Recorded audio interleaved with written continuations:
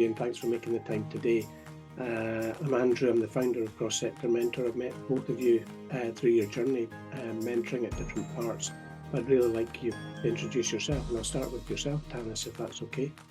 Okay, so essentially I'm very much a recently qualified veterinary surgeon. By the point when I signed up onto the VECCS Mentor program, I was in my 5th and final year of university actually, for the course.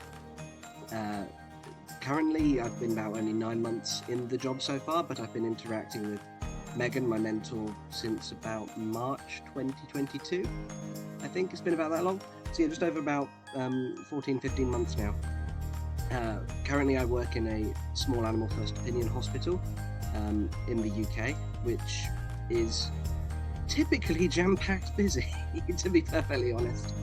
And it's been one of those things, being a sort of a COVID graduate, as I tend to call it. My sort of experiences in the profession were a bit more limited in comparison to some of my peers, and so I really wanted to sort of take a bit more of an initiative in terms of having that form of support and that guidance by someone who's more experienced and walked the walk to a certain extent. This probably ends up sounding a bit like a dating profile or something, but you know, I've got other hobbies outside of work. I do rock climbing and things on the side, and just try and do things to make it a bit more well-rounded. And some of those hobbies actually come up in our conversations with me and my mentor actually, so that's been quite useful.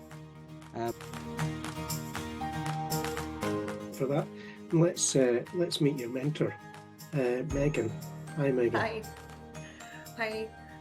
So my name is Megan. I am a board certified critical care specialist working in Springfield, Virginia, which is right outside of Washington, D.C.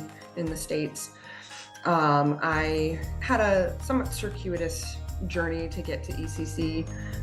When I went to vet school at the University of Illinois, I originally was thinking that I was going to do a mixed equine and small animal.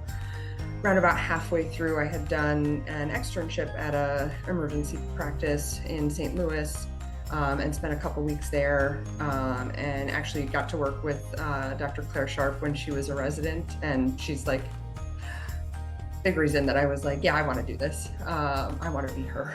So she was great and really got me interested in ECC and everything that it could be. So that kind of shifted my career path.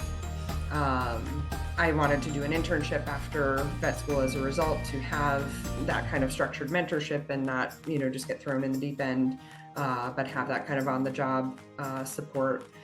So I did a rotating internship actually at the hospital that I am currently working at. Was encouraged by my mentors in that position to pursue specialization, which is not something I had ever even considered, and went and did a residency, which I have dubbed my 3-year temporary moment of insanity, that just lasted for 3 years, and but it was great, and I wound up coming back to this hospital where I had done my internship, because they had a position opening like right as I was finishing my residency, so it kind of all seemed to fall, you know, into place and everything.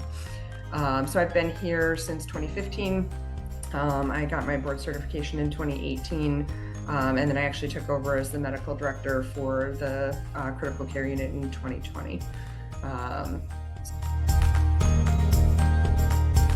Discovered the mentor program. I think it got emailed to me essentially about, goodness, probably about November 2021, I believe.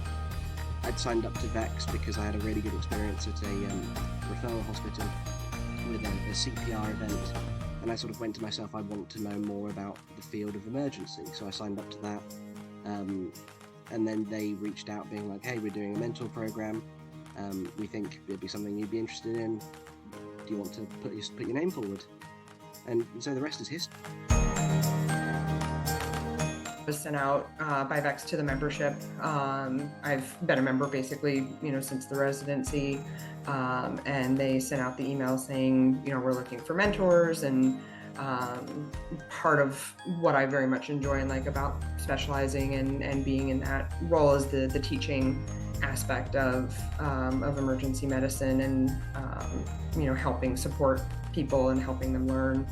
So I was like, yeah, I can do this.